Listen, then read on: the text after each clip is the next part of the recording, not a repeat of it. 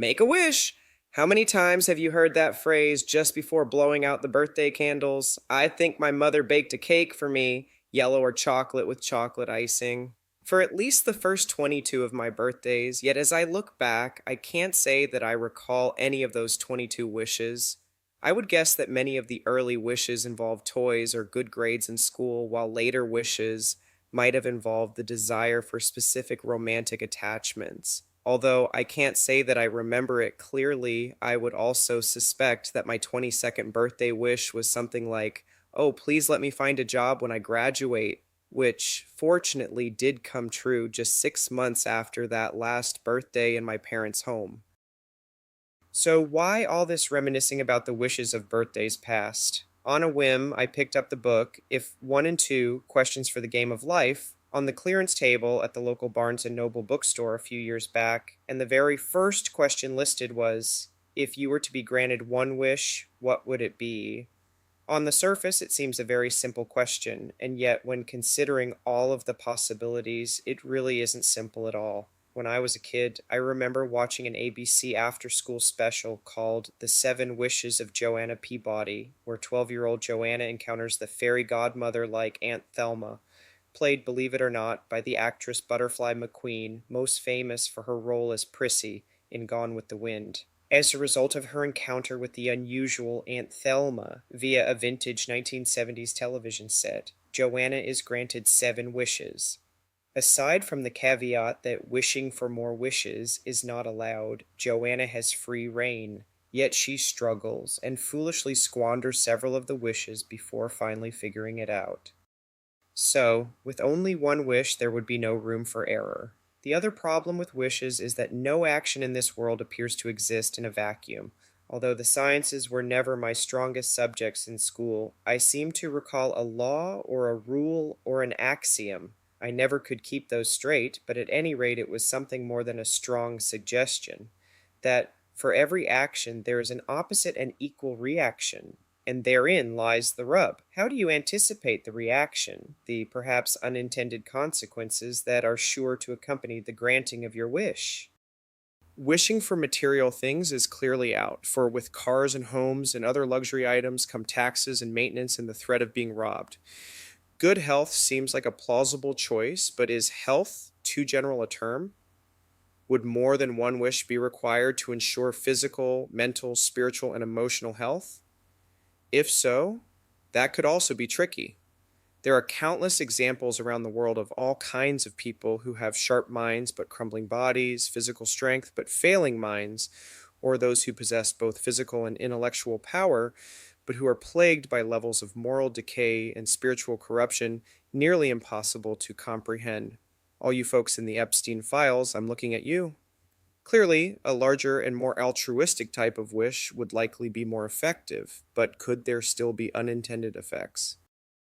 Could wishing to end hunger in one part of the world lead to food shortages in another? Does the end of a drought in one region mean the advent of dangerous flooding somewhere else? Might a miracle drug to cure cancer or AIDS lead to mutations that would lead to the formation of increasingly dangerous or virulent diseases in the future? Perhaps the key lies not in trying to reduce or eliminate the bad in the world, but rather in increasing the good. As 1940s songwriter Johnny Mercer put it, well, we better accentuate the positive, eliminate the negative, latch onto the affirmative, and don't mess around with Mr. In-Between. This, however, is more easily said than done. Take, for example, the idea of the 7 deadly sins: pride, greed, envy, anger, lust, gluttony, and sloth, which date back to the 4th century. Even those who are not especially religious have at least a cursory knowledge of this list, thanks, at least in part, to the 1995 movie Seven, starring Morgan Freeman and Brad Pitt. However, is the general population aware that there is also a list of 7 heavenly virtues? Despite having had a more extensive religious education than many, mostly because my mother was a Sunday school teacher for over 30 years, sadly I cannot recite the 7 virtues: humility, generosity, love, kindness, self-control, temperance, and zeal nearly as readily as I can relate their negative counterparts. However, since pride occupies the top spot on the list of what is wrong with our world, then perhaps the key to finding the perfect wish lies within its virtuous counterpart, humility. What wonders might be achieved by wishing for every person in the universe to demonstrate perfect humility in all that he or she does? What might that look like? In our competitive, success driven world, humility unfortunately gets a bad rap. Too often, I think the world assumes that the humble person is basically a doormat, some poor sap with welcome emblazoned across his forehead, waiting for the successful people of the world to wipe the grime from their shoes all over his chest. But is this really true? The Bible itself actually suggests otherwise. Jesus' Sermon on the Mount, also known as the Beatitudes, tells us, "Blessed are the meek, for they shall inherit the earth." Matthew 5:5. Inherit the earth, the entire earth, all of it, everything, the big kahuna? That sounds more like a power move than Operation Doormat to me. The scientific community extols the benefits of humility as well. In his article, 8 Psychological Benefits to Being Humble, psychologist and author Dr. Jeremy Dean references a number of psychological research studies which indicate that humble people share the following characteristics: cope better with anxiety, perform more effectively in leadership positions, exhibit higher levels of self-control, demonstrate higher levels of academic and job performance, are less judgmental of others, and have better interpersonal relationships. If every person on the planet possessed these characteristics, would any of the current problems in the world continue to exist? Would humble people ever wage war or engage in acts of terrorism against one another? If meekness leads to higher levels of self-control, would anyone ever struggle with obesity or substance abuse?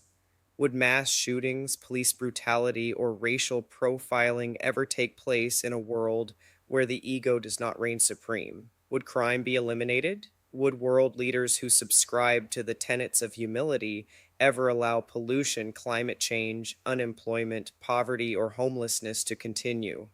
Perhaps one simple wish, a healthy dose of humility for all of mankind, is the answer to most of society's ills.